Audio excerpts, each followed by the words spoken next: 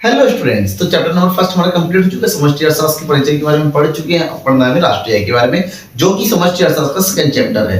राष्ट्रीय आय की अवधारणा है, राष्ट्रीय आय का लेखांकन एक ही चैप्टर के अंतर्गत आता है, जिसमें हमें राष्ट्रीय आय के संपूर्ण चीजों को समझना है। राष्ट्रीय आय में क्या क्या आता है, राष्ट्रीय आय से कौन कौन सी शब्दावलियां होती है, राष्ट्रीय आय की प्रमुख अवधारणाएं कौन कौन से, और सबसे इंपॉर्टेंट राष्ट्रीय आय का मापन की प्रमुख विधियां कौन कौन सी होती है, इन सब के बारे में मैं विस्तार से आपको बताने वाला हूं। तो आज की वीडियो में फिर हम क्या पढ़ने वाले हैं, आज की वीडियो में पढ़ने वाले राष्ट्रीय आय होता क्या है और राष्ट्रीय आय के अंतर्गत कौन कौन सी शब्दावलियों का प्रमुखता प्रयोग होता है, उसका अर्थ क्या है, क्या होता है, इन सब चीजों के बारे में हम डिटेल से समझेंगे। ठीक है, बने रहना लास्ट तक। देखिए राष्ट्रीय आय राष्ट्रीय आय का मतलब होता है एक राष्ट्र की आय। राष्ट्रीय आय को हम सही से समझते हैं तो क्या होगा, राष्ट्रीय आय, इसको हम तोड़ते हैं। राष्ट्रीय आय, राष्ट्रीय का मतलब होता है राष्ट्र की आय। राष्ट्र मतलब देश। अब एक बात सोचिएगा, क्या राष्ट्र की आय जो होता है कि खुद कमाता है वो, एक देश खुद कमाने जाएगा? नहीं।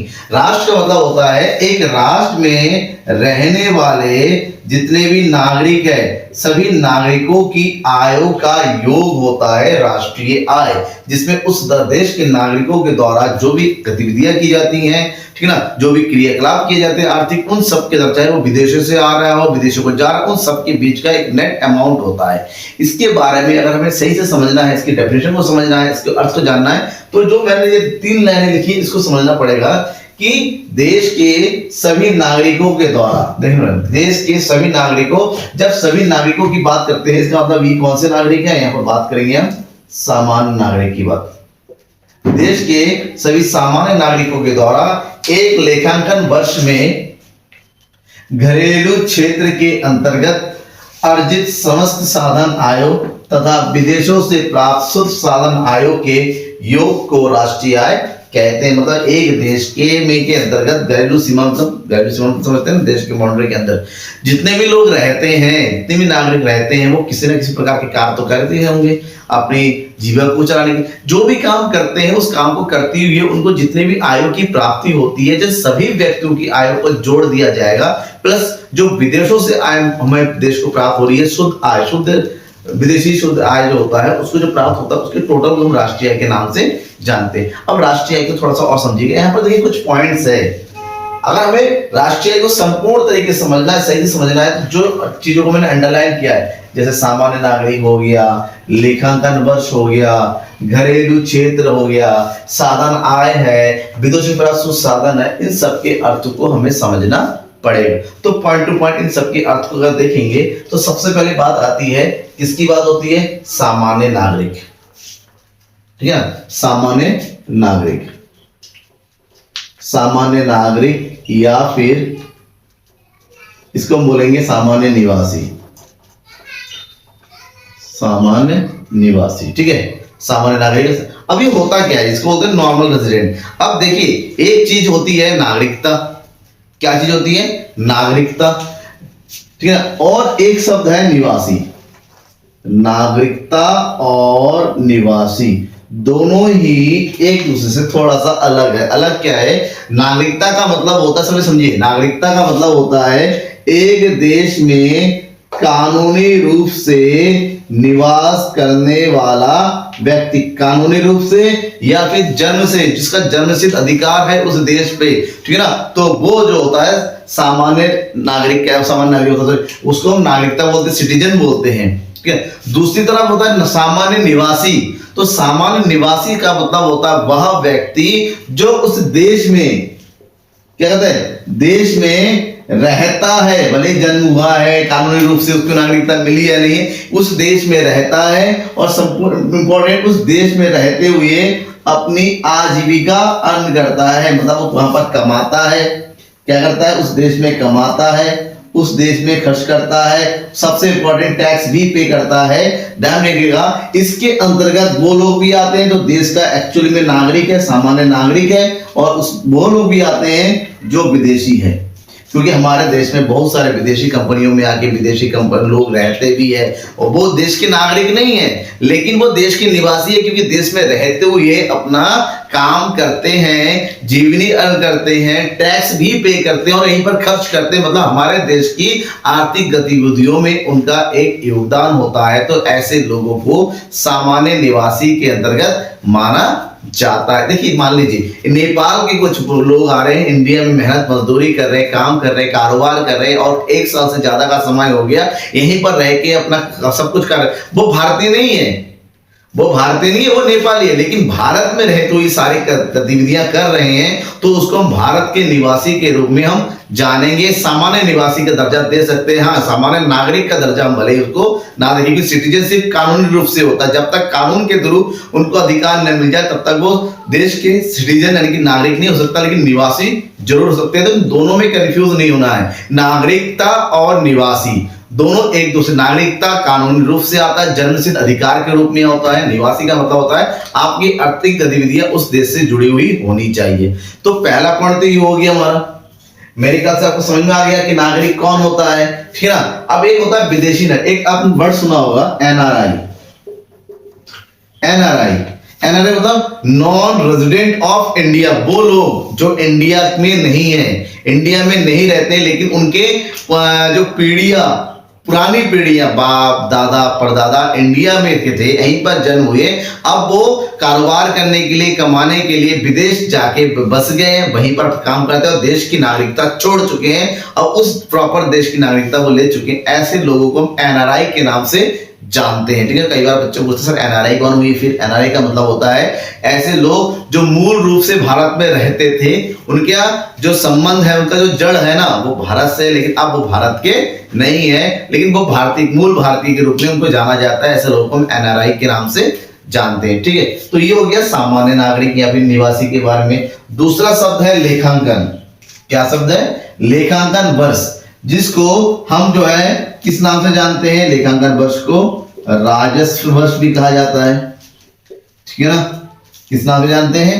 राजस्व वर्ष के इसके लिए बोलते हैं इसको फाइनेंशियल ईयर, फाइनेंशियल ईयर। और हिंदी में एक नाम है इसको वित्तीय वर्ष कहते हैं।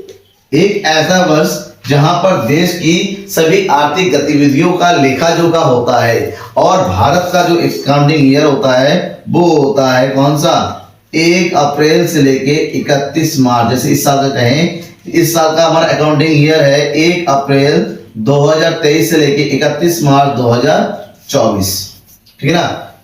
वर्तमान वर्ष का 9 महीने और आने वाले वर्ष का कैलेंडर को 3 महीना मिला के अकाउंटिंग ईयर बनता है। तो इस अकाउंटिंग ईयर के अंतर्गत जो भी गतिविधियां होती हैं उन सबको राष्ट्रीय आय के अंतर्गत शामिल किया जाता है। ये सेकंड पॉइंट हुआ।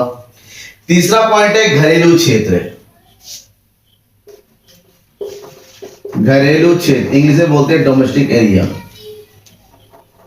डोमेस्टिक एरिया, ठीक है ना। अब ये घरेलू क्षेत्र क्या होता है? घरेलू क्षेत्र का मतलब होता है देश का वो राजनीतिक क्षेत्र, वो आर्थिक क्षेत्र जिसके अंतर्गत देश का सामान्य निवासी रह रहा है और अपनी आर्थिक गतिविधियां जो है। अब इसके अंतर्गत ध्यान रखें, इसके अंतर्गत देश का जो पॉलिटिकल बाउंड्री है, यानी कि जिसको हम बोलते हैं राजनीतिक सीमा, जो जहां पर देश की राजनीतिक पूरा मतलब इलेक्शन वगैरह होता है वो चीज भी आता है। प्लस इसके अंदर देश का जो जल सीमा भी आता है, ठीक है ना। जल सीमा के अंतर्गत रहने वाले, या फिर जलमार्ग जो होता है एक देश का दूसरे देश के जाने के लिए जो जलमार्ग होता है, या फिर किसी देश का वो बंदरगाह जहां पर हमारे देश का जो है पोर्ट वगैरह रह रहा हो, ठीक है ना। वो हम विदेशों में जो हमारे देश की एम्बेसी है, ये सब का जो चीजें होती हैं ये सब घरेलू क्षेत्र के अंतर्गत होता है, क्योंकि वहां उन सभी क्षेत्रों के अंतर्गत देश की, हमारे देश के लिए आर्थिक गतिविधियां संपन्न होती है। तो जहां जहां देश की आर्थिक गतिविधियां संपन्न होती है, हमारे देश के लिए होती है, उसको हम घरेलू क्षेत्र के नाम से जानते हैं। घरेलू क्षेत्र राजनीतिक क्षेत्र से बड़ा होता है, क्योंकि इसमें समुद्री सीमा भी आ जाता है, ठीक है ना। देश का वो एरिया भी आ जाता है जहां देश के बंदरगाह और दूसरे देशों के बंदरगाह में देश का जो सामान जो पोर्ट वगैरह लगे हुए हैं, ठीक है ना, जो शिप वगैरह खड़े होते हैं, हवाई सीमा के अंतर्गत क्षेत्र आ जाता है। प्लस दूसरे देशों में भारत की जो एम्बेसी होती है, ठीक है ना, दूतावास जिसको बोलते हैं, वो सब एरिया भी इसके अंतर्गत शामिल होते हैं, आपको कंफ्यूज नहीं होना है, ये सब घरेलू क्षेत्र के अंतर्गत शामिल होते हैं। तो ये होगा एक पॉइंट। नेक्स्ट पॉइंट हमें समझना है किस चीज को, साधन आय को। साधन आय क्या होता है? साधन आय का मतलब होता है, अब साधन आय को समझेंगे। साधन आय क्या होता है? साधन आय को इंग्लिश में बोलते हैं फैक्टर इनकम। ठीक है, क्या बोलते हैं इसको? इसको बोलते हैं फैक्टर इनकम। अब फैक्टर इनकम क्या होता है? फैक्टर इनकम साधन आय का मतलब होता है उत्पादन के विभिन्न साधनों से, उत्पादन के विभिन्न साधनों के प्रयोग के बदले में प्राप्त आय। मतलब जिसके पास साधन होते हैं वो अपने साधनों को उत्पादन की प्रक्रिया में दे देते हैं और उत्पादन प्रक्रिया में प्रयोग होने के बाद उसके बदले में कुछ आय की प्राप्ति होती है, उस आय को साधन आय के नाम से जानते हैं। अब बात करते हैं जो साधन होते हैं वो क्या क्या होता है। अगर हम साधनों की बात करते हैं, उत्पादन के प्रमुखतः 4 साधन होते हैं, ध्यान रखिएगा। कौन कौन से होते हैं? एक होता है भूमि, पूंजी, श्रम, भूमि, पूंजी, श्रम, और चौथा जो होता है सबसे इंपॉर्टेंट, दैट इज साहसी। अब भूमि का मतलब अगर आपके पास खेती है, आप उत्पादन प्रक्रिया में अपनी भूमि दे देते हो, मतलब अपना बिल्डिंग प्रोवाइड कर दे रहे हो, जो भी है लैंड वगैरह दे देते हो, बदले में आपको क्या मिलेगा? आपको मिलेगा किराया या फिर रॉयल्टी।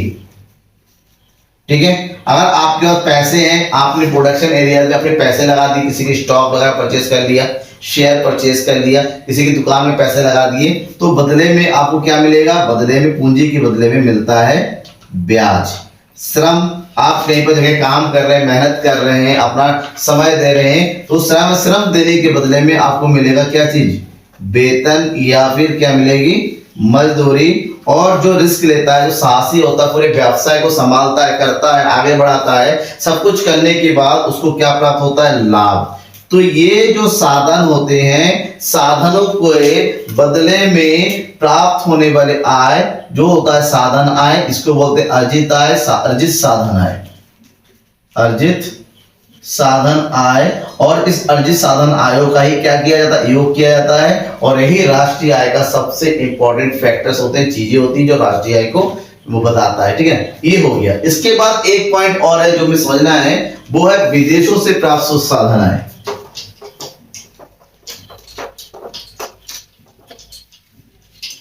ठीक है, विदेशों से प्राप्त शुद्ध साधन आय में समझना ये क्या होता है?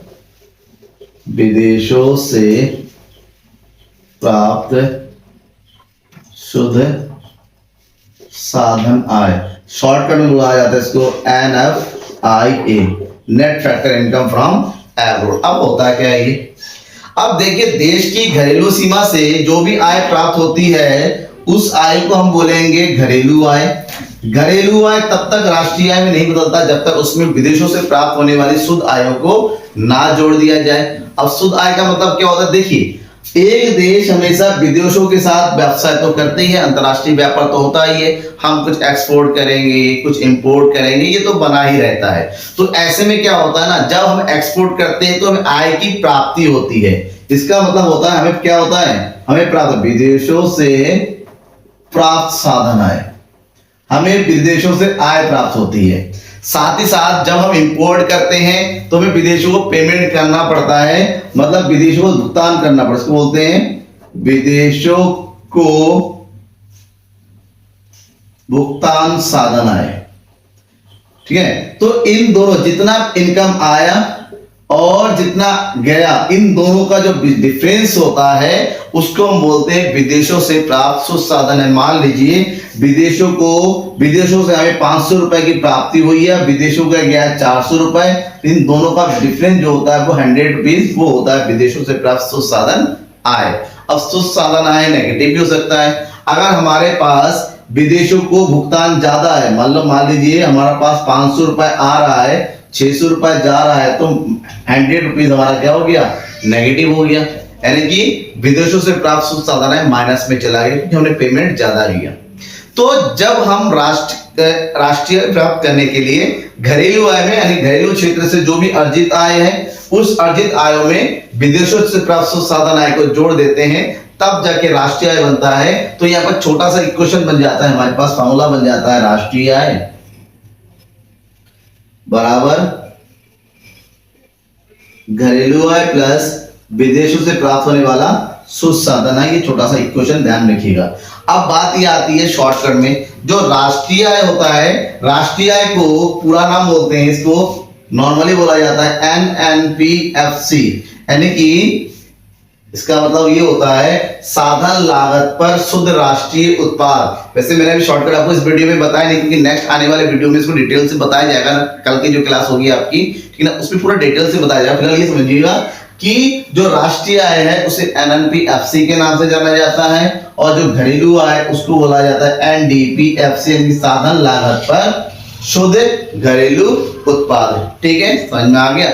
अब इसमें डाउट होता है ना इस टॉपिक को रिलेटेड, कोई भी वो मुझसे पूछिए, मैं आपको अच्छे से समझाऊंगा, बताऊंगा कि डाउट को मैं क्या है। कोई भी किसी तरह का कोई क्वेश्चन है, डाउट है, एग्जाम का डाउट है, एग्जाम का क्वेश्चन है, कुछ भी आप पूछ सकते हैं, एनीथिंग यू आर फ्री, आप पूछ सकते हो, और मेरा दायित्व है कि मैं आपको बताऊं। Thank you everyone, bye.